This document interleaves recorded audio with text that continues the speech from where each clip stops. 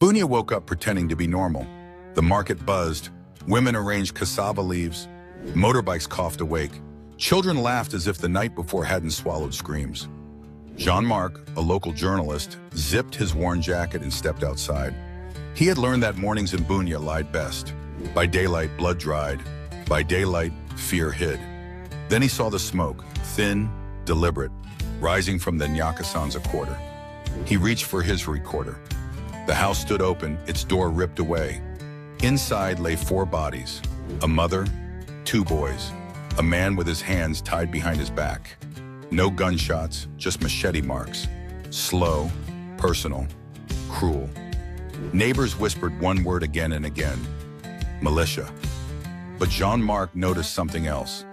The bindings were military-grade plastic cuffs, not rope, not cloth.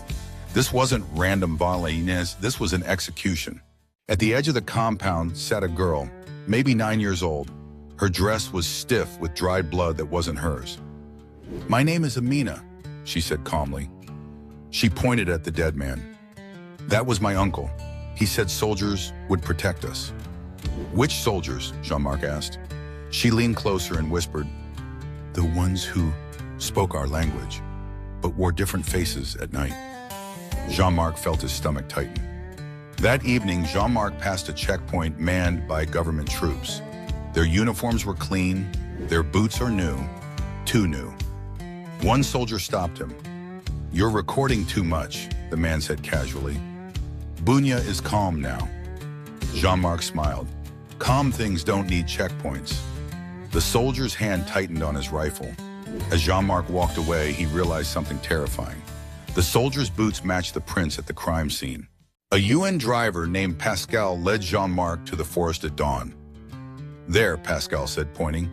The earth had been disturbed, hastily covered. The smell came before the sight. 27 bodies, men, women, children. Some still blindfolded, some were wearing militia armbands, others wearing nothing at all. Mixed victims, mixed killers. "This wasn't tribal," Jean-Marc whispered. It was organized chaos. That night, a memory card slipped under Jean-Marc's door. On it, grainy footage, armed men laughing, switching uniforms. One moment militia, next moment soldiers. A voice said clearly, "Tomorrow we blame the other side." Jean-Marc paused the video. One of the men turned toward the camera. It was the same soldier from the checkpoint. Jean-Marc sent copies of the footage to an international contact. 2 hours later, his phone rang. "You should stop," the voice said. Calm, powerful. "Bunia needs peace, not stories." The line went dead. Outside, a vehicle engine idled. Jean-Marc burned his notes, hid the recorder in a bag of rice, and fled through the back alley as his door was kicked in. Jean-Marc found Amina at a church shelter. "They killed my uncle because he knew," she said. "They kill people who know." Jean-Marc knelt. "Do you want to leave Bunia?" She shook her head. "If everyone leaves, who will remember?" She handed him something small, a folded paper, names, dates, places, a child's handwriting, a witness list. Jean-Marc crossed the border days later with nothing but the rice bag and the list. The story was published abroad. Officials denied it. Militias blamed each other. Investigations were promised. Nothing changed. Except this.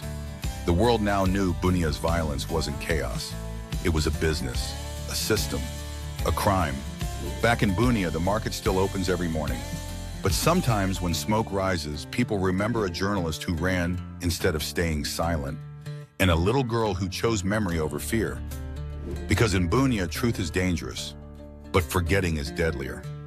Like, share, and subscribe for more true inspired crime stories from Africa's Untold Files.